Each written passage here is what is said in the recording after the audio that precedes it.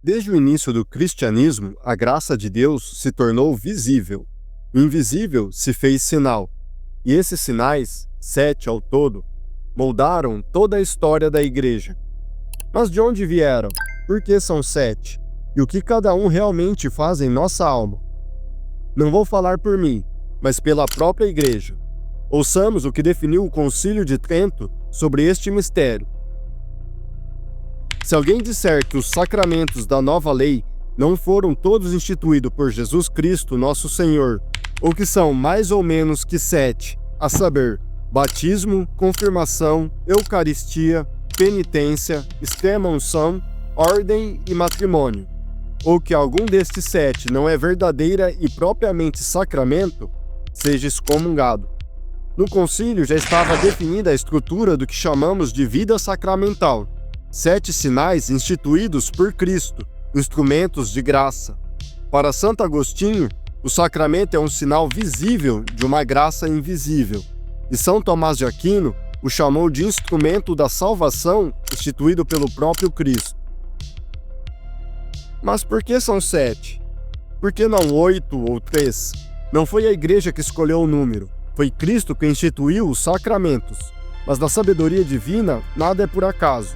O número 7, desde as Escrituras, sempre expressou plenitude e perfeição.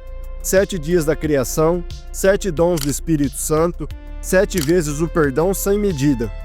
Assim também os sacramentos, 7 ao todo, abrangem toda a vida espiritual do homem: o nascimento, o crescimento, a cura, o serviço e a união.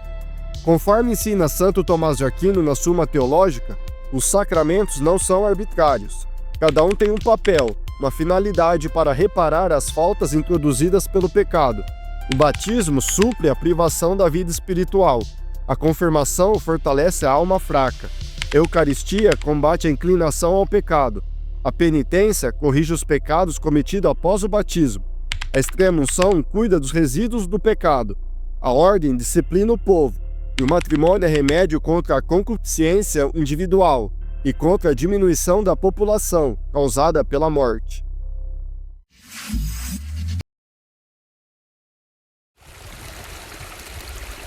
O primeiro sacramento é o batismo, a porta de entrada para toda a vida cristã. Ele pertence aos sacramentos da iniciação, junto com a confirmação e a Eucaristia. É nele que o homem nasce para a vida da graça. Cristo o instituiu após a sua ressurreição, quando disse aos apóstolos: Ide e fazei discípulos de todas as nações, batizando-os em nome do Pai, do Filho e do Espírito Santo. Desde os tempos apostólicos, o batismo foi administrado àqueles que criam no Evangelho e desejavam unir-se à Igreja. Os Atos dos Apóstolos relatam: aqueles que acolheram a palavra foram batizados.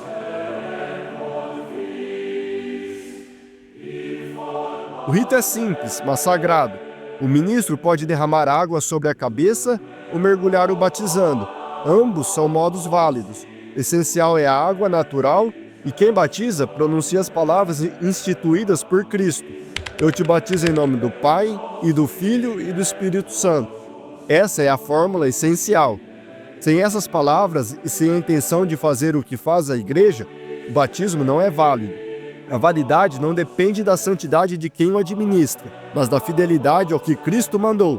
Por isso, em caso de extrema necessidade, como diante de um risco de morte, qualquer pessoa pode batizar, até mesmo o não batizado, desde que use a fórmula correta. Eu te batismo em nome do Pai, e do Filho e do Espírito Santo.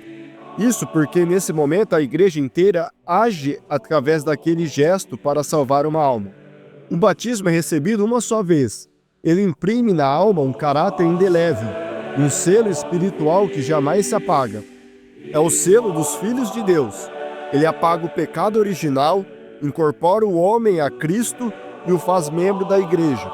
Na alma acende-se uma luz que nem o tempo nem o pecado podem destruir, apenas obscurecer. Por isso a igreja recomenda que seja conferido o quanto antes, ainda na infância, pois enquanto o corpo cresce, a alma já caminha sob a graça. Santo Ambrósio dizia: a água lava, o Espírito sela, o sangue redime. No batismo, tudo começa, a vida, a fé e o caminho rumo à eternidade.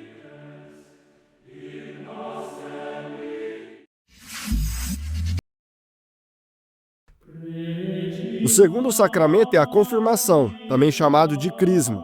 Junto com o batismo e a Eucaristia, ele forma os sacramentos da iniciação cristã, os três que edificam os alicerces da vida sobrenatural. Se no batismo nascemos para a graça, na confirmação somos fortalecidos nela. O Espírito Santo, que já habita em nós, agora age com plenitude. Sua instituição remonta ao Pentecostes, quando línguas de fogo pousaram sobre os apóstolos, e eles foram revestidos de poder para testemunhar Cristo até os confins da terra. Desde então, os apóstolos impunham as mãos sobre os batizados para que recebessem o Espírito Santo, como está escrito nos Atos. Impuseram-lhes as mãos e eles receberam o Espírito Santo. Esse gesto, a imposição das mãos, permanece até hoje, unido à unção com o Santo Crisma, o óleo perfumado consagrado pelo bispo da Quinta-feira Santa. O óleo é a matéria do sacramento, e as palavras do ministro continuam a forma. Recebe por este sinal o dom do Espírito Santo. O ministro ordinário da confirmação é o bispo, sucessor dos apóstolos. É ele quem estende as mãos sobre os confirmandos e unge sua fronte, sinal de que o Espírito Santo marca a alma com um novo selo, em caráter indelével que jamais se apaga. A confirmação não é repetida. Uma vez selado pelo Espírito, o cristão é chamado a dar testemunho público da fé, a defender o nome de Cristo mesmo diante da rejeição. Santo Tomás dizia: pelo batismo fomos feitos soldados de Cristo em potencial. Pela confirmação, somos armados para a batalha. Por isso, ela costuma ser recebida na adolescência ou juventude, quando o fiel já pode professar sua fé conscientemente e escolher caminhar com Deus. Mas o efeito não depende da idade, e sim da disposição interior. É o Espírito que age, não o tempo. A confirmação dá força para lutar contra o pecado, coragem para proclamar a verdade e maturidade espiritual para permanecer fiel. Se o batismo abre a porta, a confirmação nos faz atravessá-la, e ao outro lado, o vento do Espírito começa a soprar, para levar o homem aonde Deus quiser.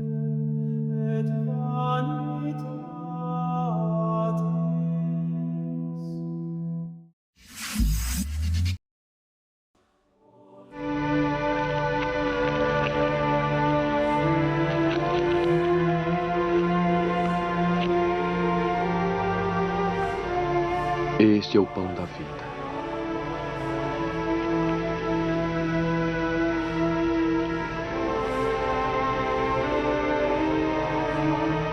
Aquele que o comer terá a vida eterna. Comam, pois este é o meu corpo. Façam isso em minha memória. A Eucaristia é o coração da vida cristã. Foi instituída por Cristo na última ceia, quando tomou o pão e o vinho e disse: isto é o meu corpo, este é o meu sangue. Naquele momento, o próprio Senhor deixou aos homens o memorial do seu sacrifício, o mesmo oferecido no Calvário, renovado de modo incruento em cada Santa Missa. Por isso, a Eucaristia é mais que um símbolo, é o próprio Cristo presente, corpo, sangue, alma e divindade. Para que o sacramento seja válido, deve haver pão de trigo, vinho de uva e as palavras da consagração ditas por um sacerdote validamente ordenado. Através delas ocorre o milagre da transubstanciação. O pão e o vinho se tornam o corpo e o sangue de Cristo, ainda que suas aparências permaneçam. É o terceiro sacramento da iniciação cristã, recebido normalmente da primeira comunhão, mas ao contrário do batismo e da confirmação, este pode e deve ser recebido muitas vezes ao longo da vida, pois é alimento contínuo da alma. Na Eucaristia, Cristo nos alimenta, perdoa pecados veniais, fortalece a alma e une todos os fiéis em um só corpo, a Igreja. É o sacramento do amor, o penhor da vida eterna, como ele mesmo prometeu: quem come minha carne e bebe meu sangue tem a vida eterna. Mesmo fora da missa, o Senhor permanece no sacrário. Por isso a Igreja o adora em silêncio, diante do pão consagrado que esconde o próprio Deus. A Eucaristia é o centro de tudo. É Cristo vivo entre nós, que desce ao altar para habitar dentro do coração dos homens.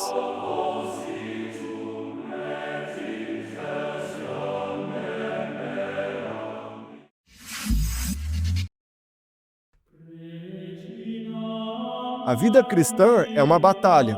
Mesmo depois do batismo, a alma continua frágil, ferida pelo pecado. Foi por isso que Cristo, em sua infinita misericórdia, instituiu o sacramento da penitência, também chamado de confissão, para que pudéssemos sempre recomeçar. Após a ressurreição, o Senhor apareceu aos apóstolos e lhes disse: recebei o Espírito Santo. Aqueles a quem perdoardes os pecados serão perdoados. Aqueles a quem os retiverdes serão retidos. Nessas palavras está o nascimento do sacramento. Cristo confiou aos seus ministros o poder de perdoar os pecados em seu nome. E por meio do sacerdote é o próprio Cristo quem escuta, absolve e acolhe de volta o filho arrependido. Para que o sacramento seja válido, é preciso que o penitente confesse todos os pecados mortais lembrados, manifeste arrependimento sincero e tenha o propósito de não mais pecar. O ministro é sempre o sacerdote, que dá a absolvição com as palavras: eu te absolvo dos teus pecados, em nome do Pai, do Filho e do Espírito Santo. Embora não seja obrigatório confessar-se com frequência, a Igreja ensina que todo fiel deve se confessar ao menos uma vez por ano, especialmente durante o tempo da Páscoa, e sempre que estiver em pecado grave antes de comungar. Mas os santos sempre recomendaram a confissão frequente, mesmo de pecados veniais, como um poderoso remédio espiritual. São João Paulo II dizia que a confissão regular é a escola da humildade e da santidade, e o Papa Pio XII chamou-a de o banho da alma. Cada confissão é uma pequena ressurreição. A alma que se aproxima com arrependimento sincero renasce. O fardo cai, a graça volta, o amor de Deus reocupa o espaço do pecado. A penitência é o sacramento da cura e da misericórdia, o abraço do Pai que nunca se cansa de perdoar. E quanto mais o cristão se confessa, mais aprende que o confessionário não é um tribunal de medo, mas um encontro com a infinita ternura de Deus.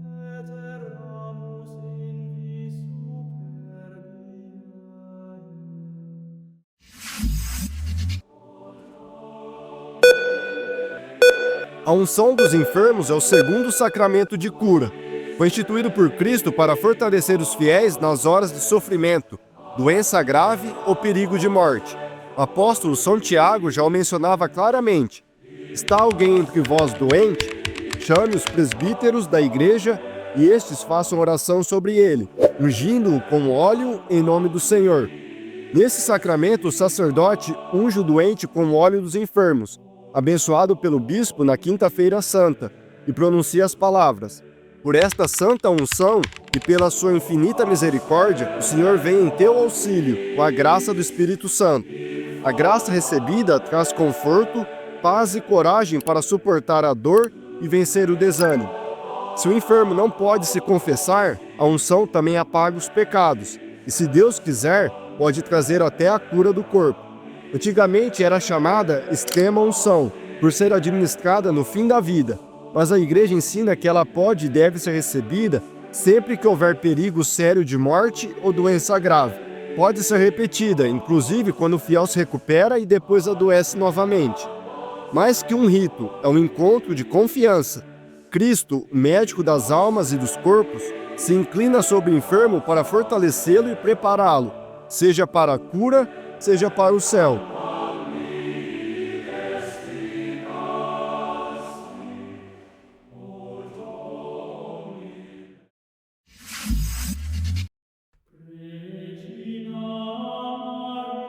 A ordem é o sacramento que configura o homem a Cristo sacerdote. Foi instituído na última ceia, quando o Senhor disse aos apóstolos: fazei isto em memória de mim. Ali Jesus lhes deu o poder de consagrar, de perdoar os pecados e de apacentar o rebanho.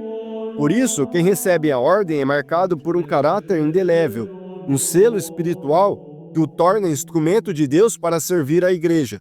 Esse sacramento é conferido pelo bispo com a imposição das mãos e a oração consagratória. Há 3 graus do sacramento: o diaconato, o presbiterado e o episcopado. Cada um participa, de modo próprio, do sacerdócio de Cristo. A graça da ordem dá ao ministro a força de servir, de pregar e de santificar. Mas, acima de tudo, é um chamado ao sacrifício. O sacerdote oferece a vida em favor das almas, assim como Cristo se ofereceu por todos nós. O mundo pode esquecer, mas a igreja vive porque ainda há homens dispostos a dizer: eis-me aqui, Senhor.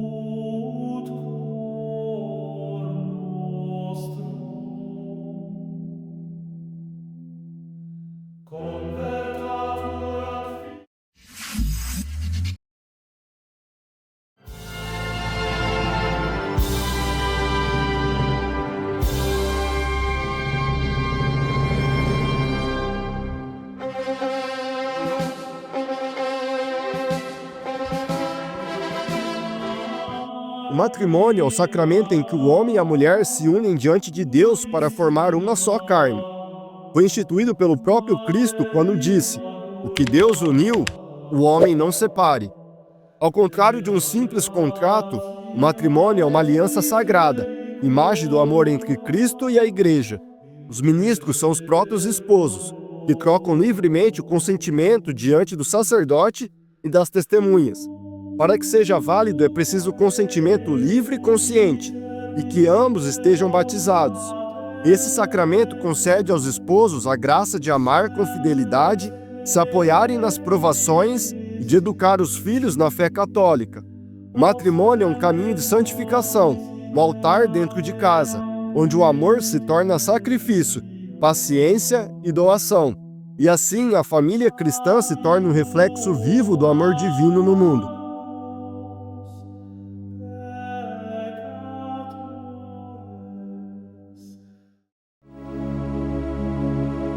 Os 7 sacramentos são os 7 rios da graça que correm do lado aberto de Cristo na cruz. Por eles, a Igreja vive, se renova e cresce em santidade. Cada um toca uma dimensão da vida humana: o nascimento, o fortalecimento, o alimento, o perdão, a dor, o serviço e o amor. Nada na Igreja é tão completo, tão belo e tão antigo quanto essa estrutura viva que Cristo deixou. Dos primeiros séculos até hoje, os sacramentos sustentam o povo de Deus, nas catacumbas, nos altares, nos leitos de morte e nos casamentos simples ou reais. Eles são a presença de Cristo continuada na história, a ponte entre o céu e a terra. Por isso, conhecer e viver os sacramentos não é apenas cumprir ritos, é viver a própria vida de Cristo em nós. É deixar que a graça transforme o cotidiano em caminho de santidade. A Igreja é rica porque guarda esses tesouros, e pobre é aquele que os ignora, pois em cada sacramento, Deus se inclina outra vez para tocar a alma humana. Se esse vídeo te ajudou a compreender melhor a fé católica, deixa o like, compartilha com alguém que precisa ouvir isso, e se inscreva no canal para continuar caminhando conosco pelos mistérios da fé. Porque o que Cristo instituiu há 2000 anos, ainda hoje muda o mundo, uma alma de cada vez.